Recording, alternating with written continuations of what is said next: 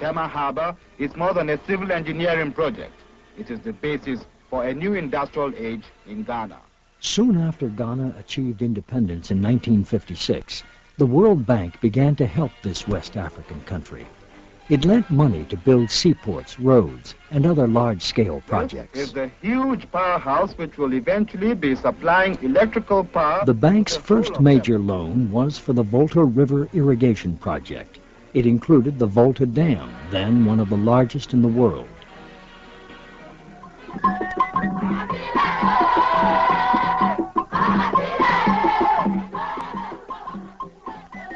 The World Bank co-financed the project with a subsidiary of Kaiser International, Valco. Many Ghanaians are convinced the project was of greater benefit to Kaiser and the bank than to their country. One of the Ghanaians is economist Charles Abugre. The electricity for 25 years was controlled by Kaiser International.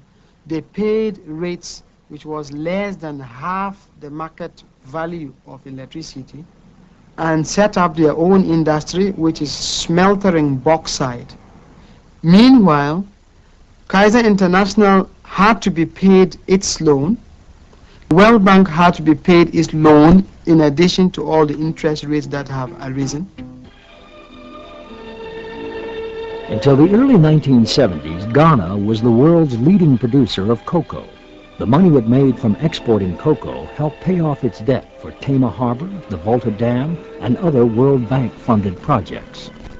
This is quite an historic scene, for this is the first cargo of hundreds of tons of cocoa being loaded from Tema Harbor, destined for shipment to various countries all over the world. The bottom fell out of the world cocoa market at the end of the 1960s. Soon, Ghana's economy began to fall apart. By the early 1980s, it was in a shambles. Ghanaian officials knew where to go for help. We went to the World Bank and the IMF in April, or perhaps June of 1983. And we were at the bottom of everything that is measured by any economic and social indicators. The bank and the IMF agreed to lend money, but only if the Ghana government signed an agreement to make major economic changes. We had to make choices, either to remain in the squalor, disease, and hunger, and rot away completely, or to pull ourselves by our bootstraps. Now, by signing the agreement, eventually it became possible for Western donors to channel in a lot of money in exchange for certain policy decisions. So basically, the World Bank and the IMF were managers of the Ghana economy. They had become more or less the government. And the government followed the agreement to make big economic changes. One change was eliminating subsidies for medicine.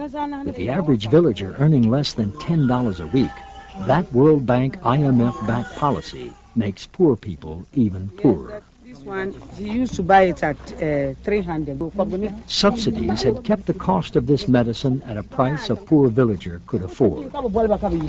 Health services are better now than before, but because of high cost of living, most people cannot afford to go to the clinic to take care of themselves.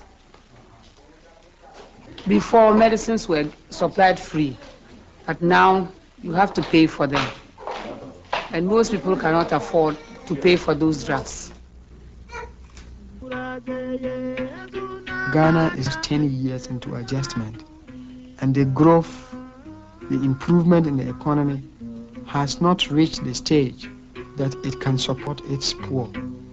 Meanwhile, the World Bank's own reports reveal that most Africans are worse off today than they were before the bank and IMF became active in that part of the world.